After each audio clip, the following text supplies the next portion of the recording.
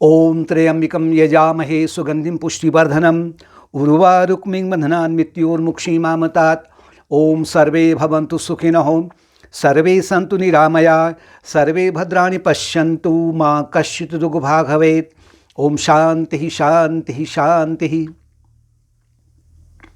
ये संपूर्ण ब्रह्मांड है ना, ये ब्रह्म का एक विराट स्वरूप है, विराट दर्शन हमें हो रहा है। और ये प्रकृति हमें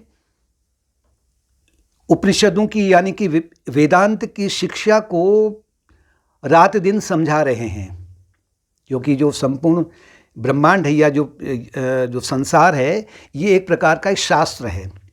आसमान इसका एक ऊपर का पन्ना है, तो नीचे धरती इसका दूसरा पन्ना है, यानी कि पहला पन्ना और अंतिम पन्ना। और इसके बीच में जो पन्ने हैं सब, वो सब हमें वेदांत की शिक्षा दे रहे हैं। वेदांत की शिक्षा क्या है? सर्वे भवन्तु सुखिनः, सबको सन्मति दे भगवान। सूरज आकाश में चमकता है निस्वार्थ रूप से, निष्पक्ष रूप से। अगर राजमहल भी है तो वहां भी सूरज का प्रकाश आता ही है, अगर वो सामने है तो। अगर झोपड़ी है तो झोपड़ी में भी सूरज का प्रकाश आएगा। फल वाले वृक्ष अगर होंगे तो वहां भी सूरज का प्रकाश आएगा, यानी फोटोसिंथेसिस वहां भी होगा। और अगर कोई जहरीला भी अगर पौधा है तो वहां भी सूरज का प्रकाश जा रहा है, वो भी अपना भोजन बना रहा है। सुगंधित पुष्प के लिए जो उधर से निकलेगा, राजा निकले रंक निकले, पुण्यवान निकले या पापी निकले, सबके लिए सुगंध पुष्प की समान रहती है। कोई पार्शियलिटी नहीं है, कोई स्वार्थ नहीं है वहां पर। गंगा जी का शीतल जल बहता है, निर्मल जल होता है,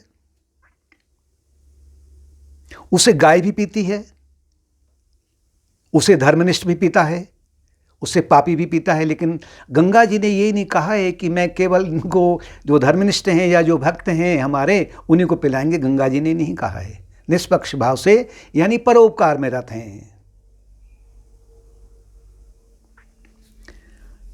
चंदन का वृक्ष है सुगंधित। जो माली उस वृक्ष की देखभाल कर रहा है,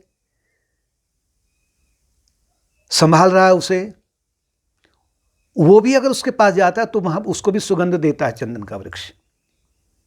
और दूसरी ओर जो उस वृक्ष को काटने के लिए आ रहा है तो उसके लिए मना नहीं करता, कहता कि तेरी कुल्हाड़ी में और तुझ में भी मैं सुगंध दे रहा हूं। यानी कि अपना जो एक स्वाभाविक गुण है आत्मा का, क्षमा है, दया है, करुणा है, ये आत्मा के गुण है ना ये, तो ये उससे भी देता है।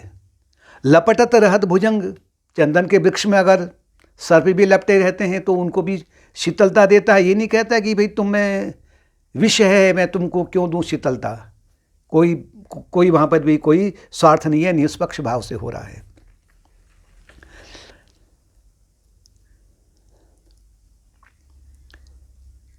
फलदार वृक्ष है। फल वाले वृक्ष में जो माली उस बगीचे की रक्षा कर रहा है, सेवा टहल कर रहा है, उससे भी वो रसीले फल देता है। और जो उस वृक्ष में पत्थर मार के फलों को तोड़ता है, गिराता है, उन्हें भी वो रसदार वृक्ष फल देता है। कहने का मतलब है कि अगर जो कोई अपना अपकार कर रहा है, आक्षेप लगा रहा है, आरोप लगा रहा है, निंदा कर रहा है, ठीक है, एक स्वाभाविक है कि इस तरह के से कुसंग से बचना भी है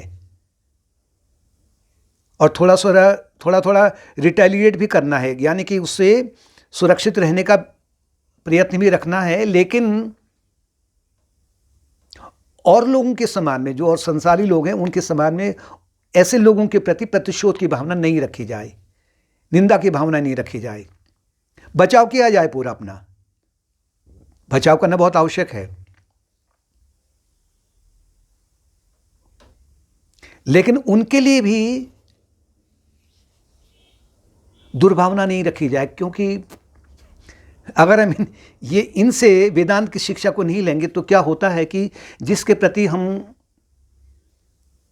दुर्भावना रखते हैं, किसी भी प्रकार की हो, तो यहाँ तो ठीक है, वो हमारे कभी पड़ोस में है या संबंधी नहीं है, दूर है या जो भी है, लेकिन आने वाला जीवन हमने लिए आने वाला जो जीवन है अपने, उसके लिए हमने उस जीवन के लिए अपने आप को तैयार कर लिया है। यानी कि हम पुनर्जन्म में आना चाह रहे हैं और इन लोगों को अपनी ओर आकर्षित भी कर रहे हैं, क्योंकि इस परिवार में भी जो आपको मिले हैं, जो हमें मिले हुए हैं, वो भी कर्मों के बंधन के कारण मिले हुए हैं। और सामान्यतः यही होता है, जिस परिवार में हम रहते हैं या जो परिजन हैं, उनसे हमारा अधिकतर हम क्या करते हैं, बहुत कम होता है कि उनसे हम कुछ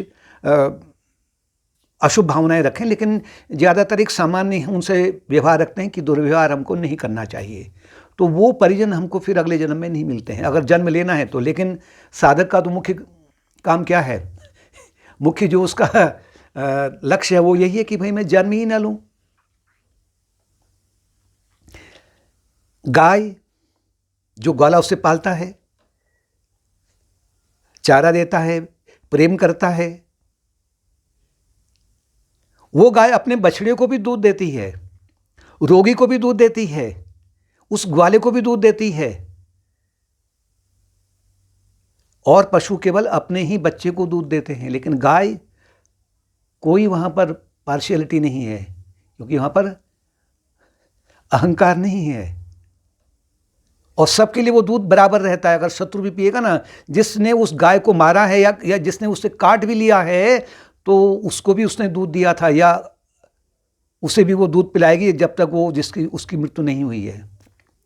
यानी कसाई भी अगर उस गाय को ले जा रहा है अपने घर में, तो वो कसाई जब तक उसे नहीं काटेगा, उससे पहले तक वो उसको भी वही दूध देती है, निष्पक्ष भाव से।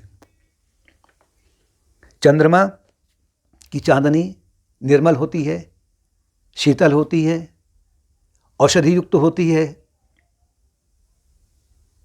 उस रात को अगर कोई चोर भी आए तो उनको भी वो उसी प्रकार की चांदनी देती है।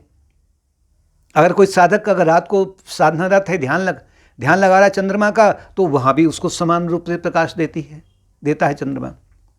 कहने का तात्पर्य है कि लेकिन जो इनमें तो जो है अहंकार नहीं होता है। मनुष्य का जो सबसे बड़ा जो शत्रु है, वो उसका जो है ना अशुभ अहंकार है, अशुद्ध अहंकार है जिसे कह सकते हैं, या मलिन अहंकार है। मलिन अहंकार का तात्पर्य है कि जो अहंकार राग द्वेष से ग्रसित है।